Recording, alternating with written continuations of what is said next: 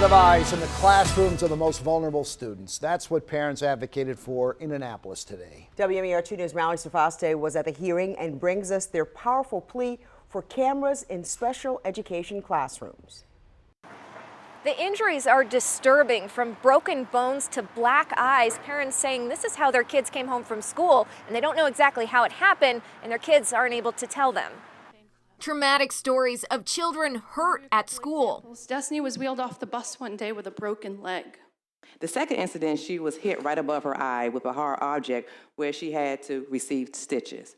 That's how swollen his head was from the side. You take a photo from the front, and this is how he looked when they sent him home from school. The students in these cases are nonverbal and autistic, unable to say what happened and by whom.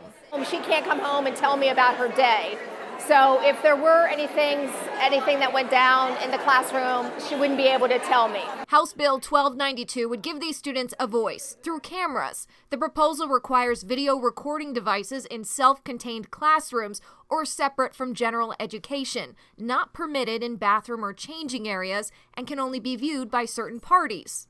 It saves both teachers and students. We can actually prove what happened to kids. We can talk to them and make sure that it doesn't happen again. We can see what happens before an incident and after an incident.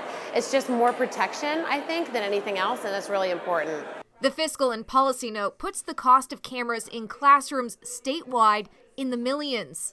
Fiscal note on this bill is fairly high. Delegate Michelle Guyton is asking it to be reviewed. Cameras are in most hallways and school entrances. The systems are there. The last piece would be purchasing and installing more cameras. I hope that those types of grants would be available to this, but there is also a provision in the bill which makes it a little bit different from a lot of our other public education that say you can accept gifts for this. The delegate said they're open to amendments, but they need to have this conversation so this group of students no longer suffers in silence.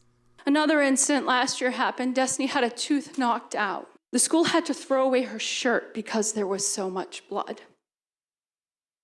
Again, if only a camera, because we don't know what happened. Every day I look at that smile and I see that gaping hole. 5 other states have already passed similar legislation, and several others are now considering it. Reporting in Annapolis, Mallory Safaste, WMAR 2 News.